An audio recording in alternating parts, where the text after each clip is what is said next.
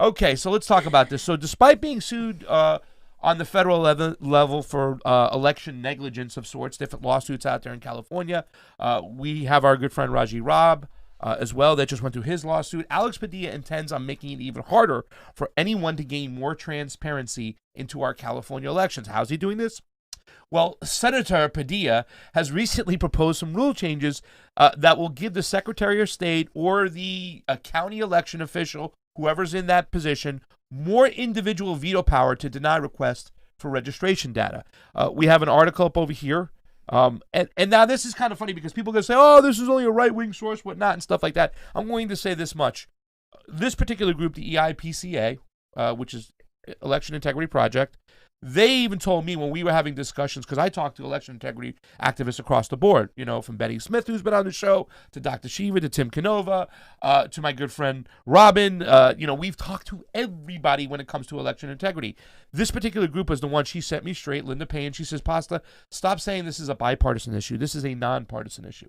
That's how they look at it and stuff. So they are big guard dogs, I should say, of the registration that goes on, the registration books, because they always are the ones who come out with reports and saying this many dead people had voted, this many people who were reported they had moved had voted. They give us that data on that over there. And now they're in a lawsuit now with a bunch of candidates like James Bradley and some of the others who are saying they're suing them for, once again, changing the laws without going through the bodies, the legislation on sending out mail-in ballots everywhere. So this article talks about it. Now, Alex Padilla has has proposed some implementation of some rules changes, which he has to go through the 45 days process of venting it with the public, let them come forth with arguments. They forced a hearing. It was a Zoom hearing. Only 2 people spoke, but there was a bunch of citizens who also wrote letters. But this is what it's all about. I want to start off with the article first because we went right to the documentation. It gets a little bit confusing. So let's read this here from the California Globe. Kathy Grimes, who writes about this. California Secretary of State proposes regulations restricting access to voter registration data. The Secretary of State asserts vast discretion to refuse to provide voter registration information based on reasonable belief. I believe that you're going to use this for false pretenses, so I'm not going to give you the data if it's being requested for unlawful, false, or fraudulent purposes. And it's kind of funny because I think the second segment today, we're going to talk a little bit our good friend AOC and saying it's not right for people out there to just blurt out disinformation and lies and fake news. Well, ladies and gentlemen, we've said this before on this channel. It's not for Silicon Valley or your elected officials for you to decide what is real and what is not. That's for you, the public, to decide what is real and what's not. The whole form of suppressing speech, and in this particular case, fam, now they're suppressing data. So once again, they're going to try to pull away from even more transparency. Right. Your so they're initial gaslighting. Thoughts. They're gaslighting is basically what they're doing. They're saying, oh, well, you're going to use this for, like villainous purposes. You're going to use this for corruption, for fraud, etc. While they are the ones that are lacking, at the very least, lacking in transparency, at the worst, acting in complete and total fraud, and have zero commitment to any sort of integrity in our elections. The fact that we can't look into our machines, that we can't look into this data, is a problem regardless of your political ideology. It's an American problem. It's an American issue. And the fact that they are using that this distrust and this sense of, oh, well, you can be fraudulent to prevent us from looking into this is a ultimate level of gaslighting the public. Yep. Because it turns you into being the conspiracy theorist. It turns you into being the one that is actually the one that's questioning. It's your American duty to question. It's your right. And it turns you into being the one that is asking or pushing disinformation. And that's how they attack you. They discredit you to say you're doing something wrong, so you can't look into what they're actually doing that's wrong. Fam, amen. Johnny, before I go reading into this here real quick, you have been so heavily involved with Raji's case. At the end of the day, what Raji's looking for is some data, information. He wants to know who did what, when, because it's in the public interest and it's our elections. Your initial thoughts on this when you're hearing about this right now, this new information? Yeah, I don't think any government official should be able to withhold public information, based on reasonable belief. This is like the biggest bullshit. This is completely like, people have been protesting the overreach of the government for years now, for decades now. I remember watching this RFK documentary about how the police chief arrested these protesters because he thought they were going to incite a riot. Yeah.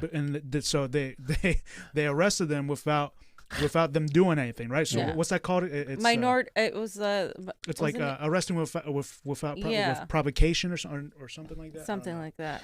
It's almost George Bush's preemptive attacks. We're going to attack them before they attack us. And I remember the video we were watching. Yeah. It's Minority Report, right? Before they commit the crime. Because I remember them questioning, it's like, you arrested them. It was Kennedy, right? I think Kennedy was saying, you arrested these people, they didn't do anything. Well, they were gonna. Exactly. Hello, you live in the United States of America, whatnot. And this is another example of that. Guys, I've been a little bit down about everything that's going on, and even watching Whitney Webb's show and some of the stuff she talked about, how right she was on so many of these things. And once again, connecting the dots. There was a reason why they took down the last American vagabond, right? Mm-hmm. He's too on point. You know what I'm saying? Mm-hmm. And I woke up a little proud today at the Convo couch, being that our number one issue is election integrity. I'm not saying we don't care about other issues, but what we're experts at, where a lot of people lean on us, is the elections, because it is the ultimate mechanism of where we have the illusion of a democracy. So with the fact that we're working on that mechanism right there, and that we're great at this stuff, and I will say that we are great at this stuff, we know what's going on. We study these elections. Have you seen this report anywhere out there, ladies and gentlemen? No, you haven't, but we are, because we're in line with all the people who study our elections across the board. And it smells like sour cheese every single step of the way when you're saying, why are you doing this? Why are you doing that? What are you hiding? Why aren't you giving this information? I've said this the whole time, and I've watched all these goddamn hearings. I'm not going to talk about the previous election because I want to just talk about the mechanisms and the structure we need to change, and I'm writing a handbook about that. But the fact is, why aren't they giving us this data and this information? An audit itself, we would have been able to find out stuff in 2 or 3 days, what was real, what was fake, and give real results, but they never let us in, fam. Yeah. Doesn't that mean anything? Well, and what's scarier is the fact that now, because of what happened at the Capitol, that is the excuse that they're using to crack down on anybody questioning the integrity of any election, whether it is a presidential election, congressional, local. Now that sets a precedent for them to say, and it's not a legal precedent yet, but believe me, these are the attempts they're doing to do that. It's made a mockery out of our elections, meaning if you question our elections, you're automatically a QAnon person, you're automatically a Trumper, you're automatically a right-winger, or now a domestic terrorist. You are siding with fascists by questioning the fascistic nature of our elections. And that's all we're saying here. The fact that even we've been attacked, that people called to deplatform us for questioning these elections should, at the very least, concern you that they don't want people questioning elections on air. Yeah. They don't, because the way we do it,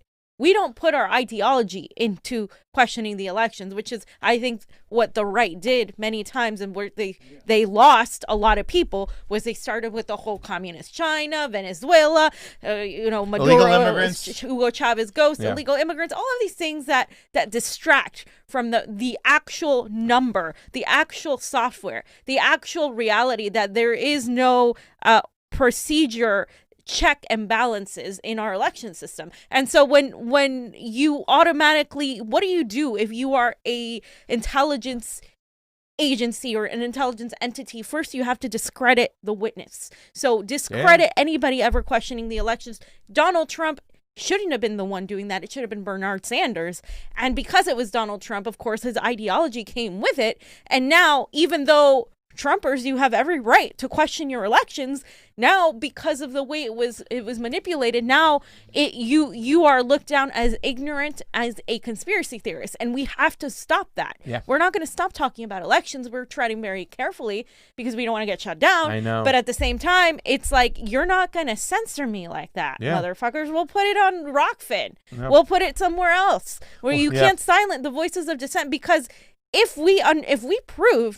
if Trump proved, which he won't, and none of these people will in government, we have to prove it. If we prove that our elections are completely corrupted, that there is no democracy, that, they were like, oh, the democracy, it undermined the democracy. What democracy? For so far from what I've seen, there's no freaking democracy in our election system. So there's nothing to save as far as that, because your votes aren't counting. And if they are counting, they're being manipulated a certain way. And that goes from the very, very bottom, from the assembly district elections, where they bust people in, all the way to the tippy top in the presidential elections. And election rigging, election fraud is across the board practice, across the board, no matter who they do it, especially because we have a duopoly and both parties carry so much power. It's the establishment, fam. You've been talking about it for a long time. This ain't about the left and the right. This is about the group of people who are maintaining the control of the people, and they emerge with the big tech and the security state, and that's scary. You know what I'm saying? All the receipts are there. And so let's talk about this a little bit more. You know, it's kind of funny because we're talking about the Trump rally. He comes out to, and I'm proud to be an American, where at least I know I'm free. It's like, you guys are here protesting elections. You're not free. They just chose a person for you guys. Wrong song. Pick a new song. But see, that's the whole problem with with the Trump situation, is that all these people are like, oh, we're the greatest country to ever live. It's great and stuff. I'm not saying there aren't great things about this country and stuff. You can't be the country. Yeah, you can't be the greatest country that ever lived and then also simultaneously be cheated on your elections and be told you're a lunatic for questioning them. I'm sorry. And I was just gonna say also too, the fact that, like, you know, when they talk about like the guy with the Uyghurs and stuff with that thing I was talking about, it's like, listen, ladies and gentlemen, we caused that problem. Look up Operation Mongoose. It's been declassified. It's out there. We ran all our Stinger missiles through this part of friggin' China into Afghanistan, and we radicalized these people. That's on us. We never talk about that. You know what I'm saying? That's the one problem I have with a lot of Trump people sometimes, is that they don't think their shit don't stink. We got to build a wall and keep all this, keep us safe. Well, how about we pull out of freaking South America by propping up all these corporations that turn these countries into mad freaking zones, because we destabilize their government, because they want to nationalize their banana and give their people education and healthcare, but we take it away from them for the corporate interest, and now it's turned into a hellhole, and they're coming here. Let's handle our own shit first, ladies and gentlemen, and that's something that needs to go out to those Trump people, and the same Trump people who are saying like, oh, you know, well, you got to stop with this communism, socialism thing. Well, listen, ladies and gentlemen, 50 years ago, the average worker was making so much more than they're making today. You're not addressing that through your capitalist mindset. Okay, and that's why these people out here are protesting. It's not just because they're protesting for capitalism and communism. They're starving, and they see us wasting money on going to bomb people instead of taking care of people at home. So you have to fix that entity too as well. There's a lot of work to be done. I don't want to get off the whole thing going back, but I'm proud to be American. Donnie knows, thank you so much. New story in the hearing that the IMF wants to tie credit score to an internet search history. They want to have a social credit score too, as well, ladies and gentlemen. Donnie known, she left the link up there. Thank you, Donnie known. Thank you so much for the super chat contribution, and thank you to all of you people watching now. Get over to the Rockfin. Let's get back to this article real quick, because it kind of lays it out. On the heels of a very contentious presidential election, California Secretary of State Alex Padilla, soon to be senator, has proposed regulations to restrict access to the voter registration data. Why would he want to do that, fam? This is a very contentious maneuver, which will only further prevent members of the public from being able to validate legitimate California voters, which is obviously the motive for the change. Okay, right. So he doesn't want them to point out their shit. Remember, we were saying that there are other ways. When I was first talked about election integrity, fam, one of the first persons I sat down with, she told me, Pasta, get this through your head. They attack the establishment. They cheat in a web of ways, 5-6 ways, right? Whether they're flipping stuff, whether there's stuff in the ballots, whether they're suppressing people with provisional ballots, whatever the case may be, they're going to attack in many ways. So by the time the election integrity activists catch up to 3 of those 6 ways, they still got 3 other ways running. Well, that's another way we saw them doing what they were doing this year. We saw ahead of time that the Democrats were preparing to cheat, because inside the HEROES Act, Nancy Pelosi wanted to strike down an amendment from the HAVA Act, the Help America Vote Act, that said that they didn't have to verify their signatures on 32 out of the 35 states. Yeah, that's why Donald Trump were like, get out of here. We're not signing this bullshit. This is not about the money. This is about you trying to change laws. So we knew they wanted to stuff the ballot box with what? Using the COVID to shotgun out all these ballots. But people who are not even around, who are not alive or have moved, that are on that voter registration ballot, which these people here are talking about. They want to look at the data to see who's what. And then they got all these extra ballots. And it's not just used for Donald Trump, to cheat Donald Trump. It's used to cheat Maria Estrada, Angelica Duenas, Raji Robb, Shahid Buttar. It's also used to cheat them. That's why we got in this fight. So what are they trying to do right now? Further, like I'm saying, across the board, further do this. The Election Integrity Project California announced this proposal Wednesday, asking Californians to weigh in, and some of them did, but not enough. Then shared their own analysis of Padilla's proposal, which would only further constrain the use of such important data. The timing of Padilla's proposal is interesting, given that the EIPCA just filed a federal lawsuit against Alex Padilla, California Secretary of State, Xavier Becerra, who I think is going to be the next Secretary of State, California Attorney General, Gavin Newsom, the state of California, and 13 county registrar of voters for having violated election clause, the equal protection clause, the due process clause, and the guarantee clause of the U.S. Constitution. So what do, fam? They retaliate. You want to sue us? We're going to go after you. We're going to restrict you even more, right? We're going to take away your mechanism of checking our work. We're not going to be transparent. We're not going to let you look at these voter rolls now. We're going to make it illegal, and I'm going to give the power to those 13, you see those 13 county registrars? I'm going to give them a power to say, there's reasonable belief you're using this for a bad way. What are they going to tell you? Oh, guys, I can't let a bunch of Trumpers, right-wingers get information over here in this voter registration because I don't want them going to Democrats' house and threatening them.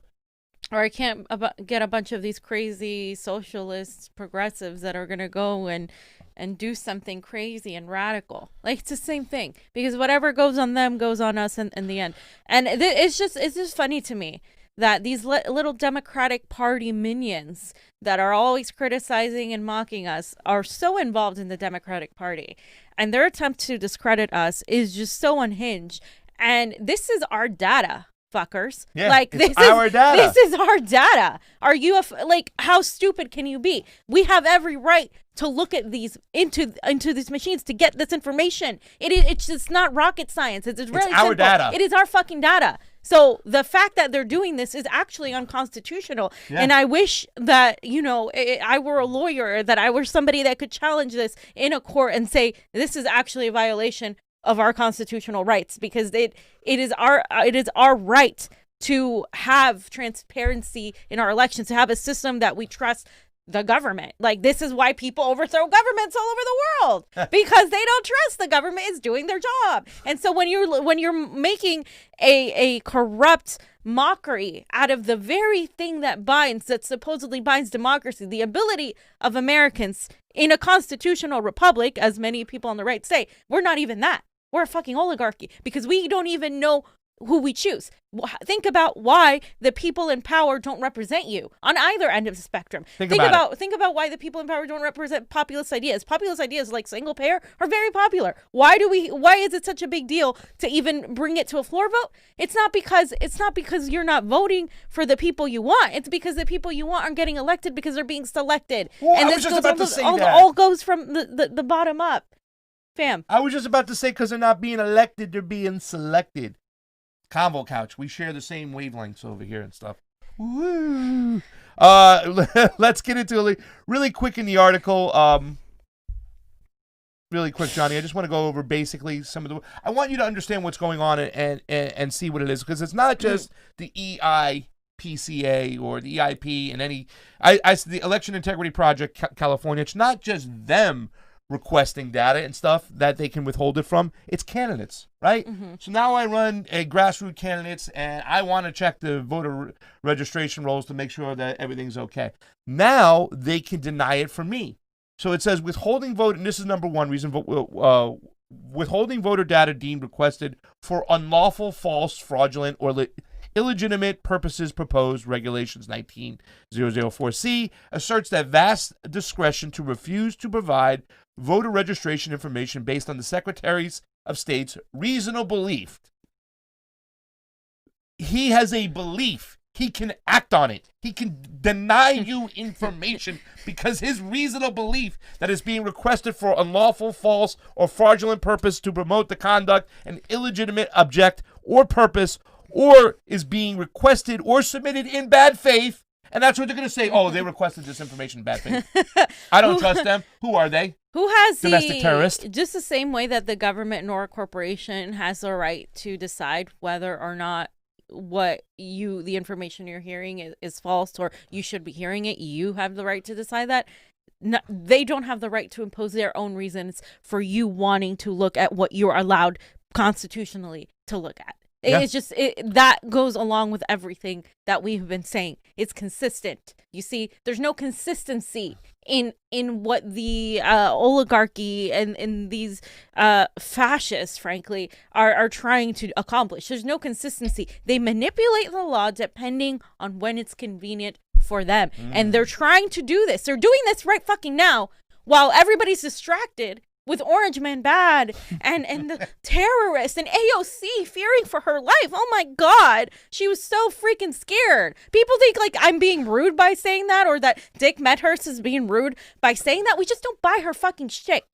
We just don't buy it, dude. Yeah. Like we don't. And so if somebody was genuinely fearing for their life, and I can be empathetic on that, absolutely. We were actually likely in more fucking danger because there could have been a freaking trampoline. And that's why I didn't want Jonny to get all the way up there. Even though now, next time, I want to go and I want to get some footage, and I don't give a shit. Oh my God! Whitney said, "Don't go to the Capitol." Sorry, Whitney, I gotta get the footage. All right, so but I'm just saying, like, I think like this whole thing, like, it is an attack on us, and it's an attack on dissent from the election integrity issue, which now they killed two birds with one stone via censorship and no questioning of election integrity. And these are the two issues that are the most unpopular on the left, which is why they could easily, the establishment could easily just subdue them with it. Because they never give two shits about Julian Assange. They've never given two shits about election integrity. So, of course, the left is going to go fall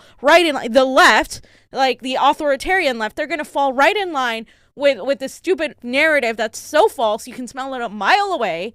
And they're not going to do shit. They're going to welcome and cheer for more censorship and call this a conspiracy theory anytime we question our elections. It is all part of the same fucking weaponizing of these issues and the gaslighting against us. It's fam. It's just not a national problem. It's a world war problem.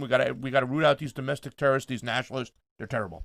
By the way, Carrie Mark over on the Rock Fin giving us a super ray. We love you. And Denny McCartney saying, keep following the truth. Well, I'm going to keep following the truth. Thank you so much, brother. Take a look at this part over here, because I also want to say at the end of number 1, as it comes up, right? Okay, it says this provision could be abused against candidates, which we just talked about, and who challenge the conventional wisdom about any policy issue, right? So think about it. Oh, now we're going to deny this person. We don't like this person on a policy issue. We're going to keep them down. This is the establishment maintaining their power, as well as election integrity advocates who doubt that voting by mail is safe and secure. We've talked about this the whole time, ladies and gentlemen. You know, Jimmy Carter said years ago, he's put his foot in his mouth, that this is the area that's most ripe for fraud. It is. It busts the chain of custody open, which is one of the most important things. Maintaining the chain of custody is maintaining the integrity of our elections. That's what we talked about with Dr. Rebecca Mercury, not meaning to say these other names, but she's an expert on security of mail-in finances and mail-in ballots and stuff. We don't even have basic tracking in these ballots, and we talked about this. Basic tracking. You know, if Amazon's down the street delivering us some cassava, some powder, or another thing that Jonny needs for the studio, or whatever you want to get, we know where it's coming around the corner. We can't do this with our ballots. Ballots. How easy that is. They don't do it because they don't want. I can track my Uber Eats far more than I could track my ballot. Doesn't that bother you guys? Yeah. I mean, seriously, regardless of what you believe about what happened with Donald Trump, even about what happened with Bernie, doesn't it bother you that you're more readily able to track your groceries, your Amazon package, your Uber Eats, your Postmates far more easily than we can track a ballot in an important election? Yeah. You know what really sucks too, fam, too, as well, is that, and I'm not trying to discredit anybody, but I really haven't had a good, intelligent pushback debate with anybody about this election, because every single time I start talking to people about the elections, it's obvious that they don't know a lot about how the system and how it works. They don't, like Jonny keeps saying, and I'm going to say, go see for yourself, ladies and gentlemen. Go follow your own county's Read elections. a and how they fucking do article, things. damn it. I mean, yeah, but it's not a sexy topic and It's stuff like not. that. And the fact that a lot of leftist YouTubers have fallen for this, to think that they can't flip these things easily, they can't move an election, the Well, establishment. they're also scared because they see what we're getting, and they see Yeah. that we're getting attacked. I mean, this is a topic you really have to have. I'm sorry, you really have to have some fucking balls to go after and grab the bull by the horns, because you're not gonna be like popular. You're not gonna be liked. You're gonna be hated, and you're gonna be called a conspiracy theorist for talking about elections every single time. Anybody for the longest time questions elections, they were called conspiracy theories. Now it's normalizing a little bit, and we were doing a great job of advancing the issue with Bernie Sanders. Even though he didn't go after it, progressives were sort of starting to see the moment Donald Trump they did it with Donald Trump and they fought back. Now it's a right-wing issue, and that's why we're not going to shut up about it, because it's not. It's a nonpartisan issue. Exactly. And this number 2 is another one: hindering receipt of the data by another governmental agency. So he's giving the Secretary of the States or these election officials powers to resist giving information to other governmental agencies requesting things. Like, so say you have somebody who is I don't want to use this word, a patriot or a loyal, a person who really wants to, affect make sure that the election of our integrity, the integrity of our elections are solid, and he's requesting information. Maybe it's a Republican who's in office and a Democrat is requesting it, and they say, I'm going to use it the opposite than what's happening now, and they're requesting information. They can say no. They can play politics this way with governmental agencies and not even allow them to get in. Number 3, real quick, now narrowing the scholarly. Did I say it right? Narrowing of scholarly purpose for scholarly requesting purpose data. of requesting data, investigation purposes. The EIPCA has been requesting data under the category of scholarly purpose. Now, this is important, fam, because this is about not just investigation, but also doing studies on how patterns of votings go, whatnot, and stuff like that. So professors who want to go and analyze elections in the past, like Shiva did, with all these other elections, and I have people like, who are going underneath they're going under aliases because they don't want people to know their names. They work in certain businesses and I don't want to lose my job. But I just analyzed, 2020 Michigan primary the same way that Shiva did in this last election. And I got some very, very bad pattern analysis. In other words, something's going on. And this is what I want to say, fam, because a lot of people say, you have no evidence, but then they'll say, well, Bernie Sanders was cheated. You have no evidence of that either. You don't have no smoking gun. What we do have is, I don't have evidence that it's completely illegal or flipped or rigged. You don't have evidence that it's true because, once again, we cannot look into it. But all these mathematical anomalies or irregularities and these pattern analysis that say something's going on, and the way all these votes came in at late at night, what it does merit is an independent audit so that we, the people, can see that it is legit and transparent. And that's the thing they don't. They keep denying the third-party audits. They keep denying us data. They keep us shut out. And it was just like one election integrity activist told me, these things are self-verifying. The game is get everything into those machines, get them counted, and seal all the data, and ride it out until it runs out into the sunset, until it's too late, and now you can't challenge anything. They always kick things back. They always extend it to its a point. Well, it's too late. The election's been called. That person's already serving. Let's move on to the next one. That is the game. That is the game, and that's the problem. And number 4 is stringent IT security requirements. I was speaking to her about it, the person who passed on this information. I don't want to get too deep into that because I was having a hard time in understanding it, but it has to do with live data as it's happening and taking snapshots and getting that information. But yes, anyways, that is the article that was written. And they do this because this is another watchdog. This is just another watchdog, because that is the issue we have sometimes. When we talk to a lot of people, maybe, let's say, on the right, who talk about elections, and they talk about illegal immigration, and illegal immigrants. And I say, listen, guys, we're from California. I worked in the restaurants in California business. I know, I'm saying, illegal immigrants all the time. They don't vote. They don't do it. They're not going to, incriminate themselves, and they don't do it. They're scared to death of being sent back. Exactly. But when I talk to these election integrity activists, and they say, okay, but this is the whole mindset of just having fair elections. And that person told me, they said, whether it be in your state, if a felon can vote or cannot vote, whatever the law is, we just want to make sure that everybody who is allowed to vote votes and who's not allowed to vote don't vote, especially people who have died when they get a hold of their ballots, or people who have moved on and people get a hold of their ballots. They just want a fair election. And I say, okay, that's a fair argument. They don't even like the fact that sometimes Giuliani, Sidney Powell, Linwood were talking about these things that were a big distraction. And every single time I approached them, I said, well, can you do me a favor? Let's tell all our peeps out there to use election fraud, not voter fraud. They agree with me. They're like, absolutely. Election fraud concentrates on a body doing the cheating, and voter fraud concentrates on the individual.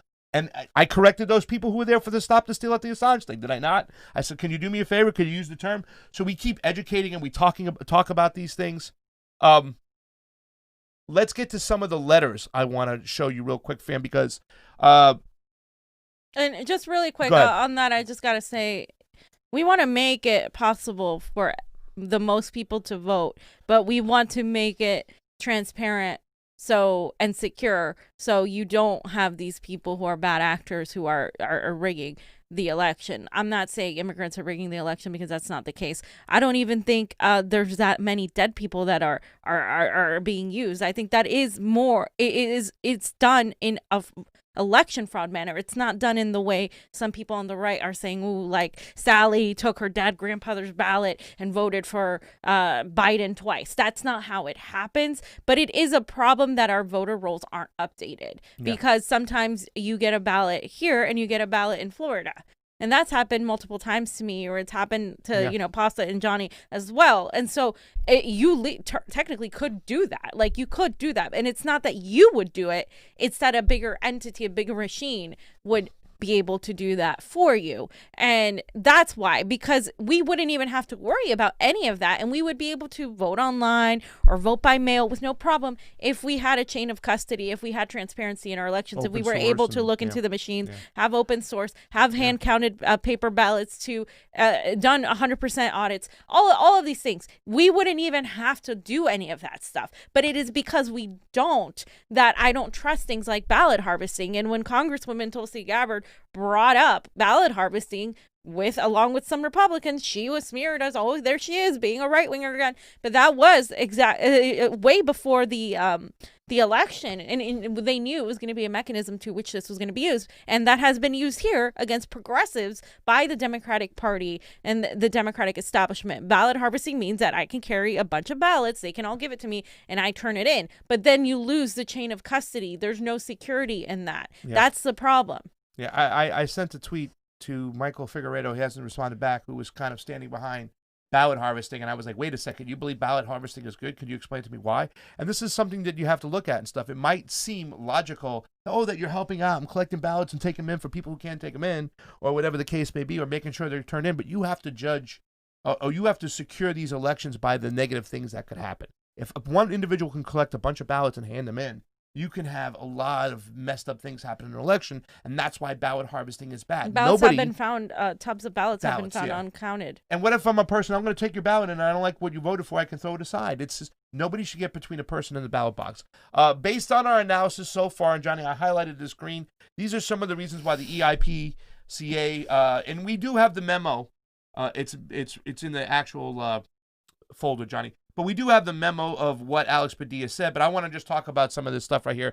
It says, withholding voter data deemed requested for unlawful, fraudulent use, illegitimate purposes, asserts vast discretion to refuse to provide voter registration information based upon the Secretary of State's reasonable belief. It's just what we talked about. It gives the Secretary of State so much power to say, hey, I don't want to give you this information. It's no good. I'm not going to give it to you. We went over that pretty much inside the stuff. Okay. Yeah, all right, we did went over that. They sent that letter in, so let's get into the letters from the actual people. Then, so I'm covering so much. So that's the Jonny has up there the actual memo. We're not going to go over to that, but you can see the memo. We'll attach it online. It's down below, page 3, 1904C. The same things that we talked about. That's the actual memo itself. So the EIPCA, at the hearing, wrote letters and handed it in, objecting to these rule changes. And then a bunch of citizens wrote letters and handed them. I just copied 4 of them real quick so you can see what the citizens are saying, there's Jonny right there. The source agency may refuse to provide voter registration information based upon reasonable belief, there it is again, that is being requested for unlawful, false, or fraudulent purposes to promote or conduct a illegitimate object or purpose, or is being requested or submitted in bad faith or for the purpose of harassing or defrauding a person or entity. In such instances, the source's agency's refusal to provide the voter information to the applicant shall be provided to the applicant in writing. In other words, all he has to do is write a letter. No, I don't want to give it to you. It's in bad faith. Where then the source agency shall set forth the factors which served as the basis for the denial, so the applicant may file a new application. But you know what happens when you file a new application, Jonny? They kick it back, they kick it back, they kick it back, they kick it back. You're trying to get the information. The election already happened. It's too late. Oh, what are we going to go for this case for? It's a moot point. Let's move on.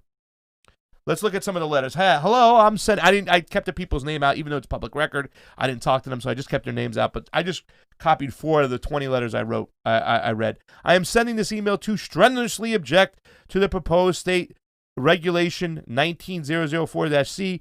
Accurate voter registration is a fundamental key to our democracy, and this proposed regulation would unfairly and subjectively limit access to what should be publicly available information. Please reject this intrusion of our freedoms. Fam, first one, is it not subjective as hell? I mean, no. Yeah. No, yeah. I mean, it's bullshit. It's absolutely subjective. So here I am writing again. I am against the adoption, the next one, of this proposed regulation 19004-C. It is too subjective and allows the Secretary of State to limit access to voter information. Please inform Secretary of State Padilla of my objection. I have walked precincts for various candidates. We have always been able to obtain voter information. This regulation would limit our ability. The proposed regulation gives too much power to the secretary. We've been talking about this. You can't put this much power in these people's hands. And it prevents citizens from investigating voter registration improprieties. Improprieties. Sorry, thank you so much, fam. It will also add the belief that the government is hiding information and that the government cannot be trusted. Does it not do that, fam? It says to us, it's a big sign that says, well, what is the government hiding from us? It adds more distrust to the government that we already don't really believe are giving us fair elections. The next letter. Please inform the Secretary of State Padilla that I am against the adoption of the proposed regulation. Its language allows for too much discretion on the part of the Secretary of State to limit access to voter information. It's too subjective. The proposed regulation gives too much power to the Secretary and prevents citizens from investigating voter registration improprieties. Again, same thing. Yeah. A lot of times they shared a lot of this stuff. They moved it around. Mm-hmm. You know what I'm saying? The last one, please object to my strong objection to the proposed regulation. Please note my strong. Yes, please note. This would concentrate power in the hands of the Secretary of State and allow for arbitrary and subjective rulings which could unfairly limit access to voter registration information. Most of the elections are like this. The last sentence, he says, more than ever, transparency is absolutely essential to the integrity and trust of our system of democracy. Fam. And he also said already people are distrusting of the state government, and they worry that it is becoming less transparent, more biased, and less fair. So, I mean, that's exactly why people don't vote. This is exactly why people give up and stay out of politics. This is exactly why people went to protest and don't trust our election system. Like, why would you trust our election system when they do shit like this? Like, why would you care what happens next or who becomes president of the United States if this is what happens? Like, why would you give a shit? Like, honestly, like, this is it's ridiculous. They gaslight the hell out of you, turn it around and make you the attacker. They make themselves a victim, even though they're the ones who have every desire and every motive to be the ones to commit fraud. Why would you commit fraud? Like, it's not like your one vote is going to do anything.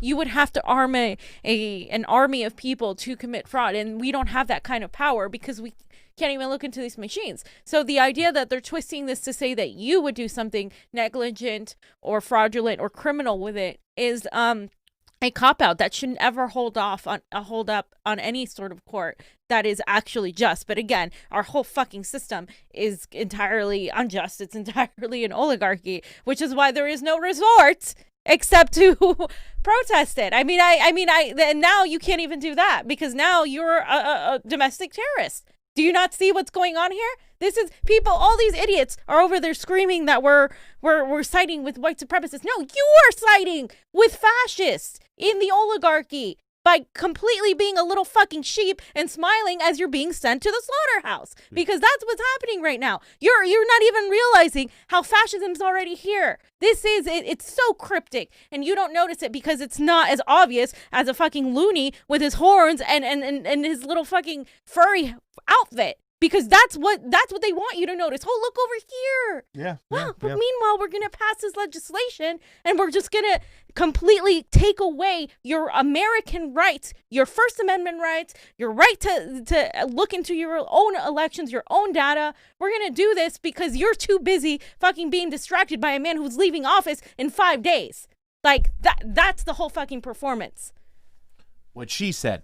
I ain't got to say anything else. Very good, fam. Thank you so much because you said it all. And this is happening right now as all this shit's going on. And you know, it's a hard thing to talk about. You know what I'm saying? I don't want to deny any type of, you know, racisms and, you know, other. Right. You know what I'm saying? But I just always think that it's overplayed to keep people off the eyes of the people who are really pulling the strings. Well, nobody's denying the racism, Pasta. We've been fucking on the streets fighting the brutality of the police, trying to catch them on camera, seeing how they've gone after journalists.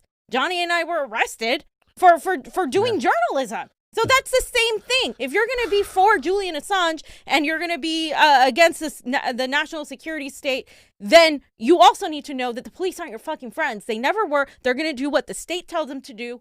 Okay, that's their whole thing. Now, I'm not saying that every single officer is an evil person, but what I am saying, it is their job to do what the state tells them to do. Exactly. They are the pawns of the smaller subsidiary of the bigger national security state, and that's what they are. Yeah. So when we were fighting them and we were trying to catch their abuse, because there was so much abuse by the police on people. Okay, overwhelmingly, of course, we know data. People of color are more in jail. They occupy more prisons. All of that is true. Nobody's denying that. Now, when you take that and you amplify it into a macro sense of the national security state, then they know that in order to get people to get distracted and not really realize what the hell's going on, they have to create a conflict. They have to manufacture consent, just like they manufactured consent for the war in Iraq. And so they're doing it again. They're manufacturing consent for you to stay silent and you to